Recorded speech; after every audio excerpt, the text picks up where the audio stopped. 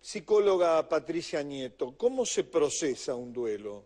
Bueno, el duelo es una respuesta, antes que nada, hay que pensarlo, natural a una pérdida importante, a una pérdida significativa, ¿no? Así como es natural, se deben atravesar ciertas fases, que en realidad son fases de desapego del dolor, ¿no?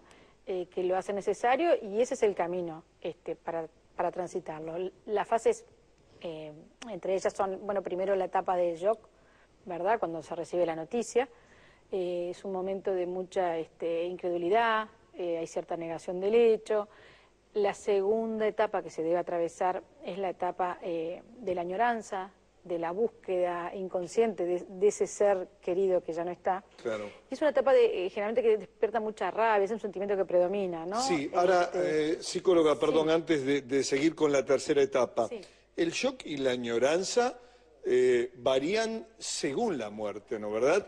Porque, psicóloga, es muy diferente la de un anciano de 80 o 90 años con una enfermedad terminal, que es, si se quiere, una muerte esperada, a la de un joven de 25 que muere en un accidente de tránsito. Me parece que el shock, estoy seguro más bien, psicóloga, que el shock es completamente distinto. Exacto. Es como que en el caso de las inesperadas, o sea, los factores que diferencian el duelo es el tipo de muerte, es uno de los factores que hacen distinto un duelo y a su vez de cada persona, ¿no? Cada persona con su singularidad lo vive distinto, pero específicamente lo que me pregunta del caso, al ser una muerte inesperada, lo que es el shock se suma una gran sorpresa. A veces son muertes que han sido, por ejemplo, violentas. O entonces lo que puede pasar es que esto haga un poco más arduo el camino por esta fase del shock y de la añoranza, ¿no? Un poco más arduo, como que la persona tiende de repente a estabilizarse, a quedarse un poco más de lo que pasa en otros duelos cuando sucede este tipo de muerte, Que las muertes violentas lamentablemente se están dando con mucha frecuencia en nuestro país, psicóloga. ¿Son más difíciles de procesar? A veces sí, o sea, es una de las características que puede hablarse de un posible duelo más complicado, ¿no? Es decir, va a dar quizás un poquito más arduo el trabajo que cuando naturalmente es una muerte que, bueno, que uno desde lo cultural está preparado. Siempre digo, el camino se puede hacer, digo, cuando se trabaja se sale.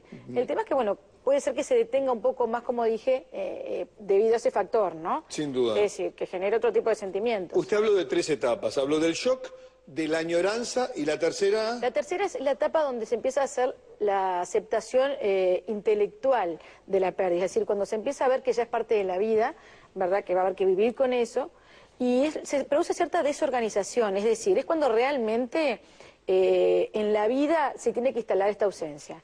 Y a veces es la etapa más, por llamarlo de alguna manera, más llamativa, más ruidosa, es decir, que el entorno de repente ve que la persona está con una tristeza mucho mayor de la que venía trayendo en las otras 2 etapas, es una etapa de mucho llanto, y es la etapa donde generalmente se consulta también, en el caso de la terapia, ¿no? Porque la gente dice, bueno, yo venía relativamente bien y de repente me encuentro que estoy mucho más triste, y no, es natural y es esperable y es lo que debe ser. Y después la cuarta etapa sería cuando ya se llega a la aceptación emocional de la pérdida, cuando ya no solo pasa por la razón de saber que es un hecho que sucedió, sino porque realmente se tiene cierta resignación, cierta paz.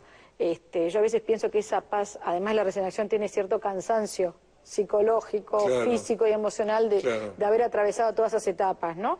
Pero bueno, llega esa etapa de paz y bueno, como que en algún lugar se ubicó esa ausencia y se aprende a vivir con eso. Bien, ¿no? doctora Gladys Tato, ¿es normal, un poco en sintonía con lo que decía la psicóloga, que la gente consulte cuando pierde algún familiar porque no logra procesar íntegramente el duelo? Sí, es uno de los motivos de consulta, ¿Ah, sí? Sí, bastante frecuentes, por 2 aspectos. Un aspecto que yo diría que es adecuado, que sería cuando pasado un tiempo relativamente 6 meses, 1 año, se dice que el año es muy especial. ¿Ah, sí? Porque, sí, por lo siguiente, porque en un año suceden hechos importantes que marcan la ausencia del ser querido. Determinado el cumpleaños, las fiestas, una reunión familiar. Entonces, todas esas primeras veces sin el ser querido son especiales. Entonces, hasta el año estamos dentro de un tiempo... Es el año más difícil. Es el año más difícil, el primero. Es el año más difícil. Entonces, ahí, cuando eso se prolonga o cuando se vive con una angustia que desborda la intensidad, entonces se consulta y esa es una consulta normal. Después estaría el otro tipo de consulta, el que tiene que ver con la presión de la cultura. Estar triste, estar mal, tiene mala prensa en esta época, no es tolerado, lo hemos hablado sí, muchas veces. Hace poco tuve una situación cercana en la cual se produjo en una pareja el fallecimiento de uno de los cónyuges y los hijos al cuarto o quinto día de ver bajar a la madre en pijama a las 3 de la tarde, le decían que debería consultar porque estaba deprimida. No, estaba triste.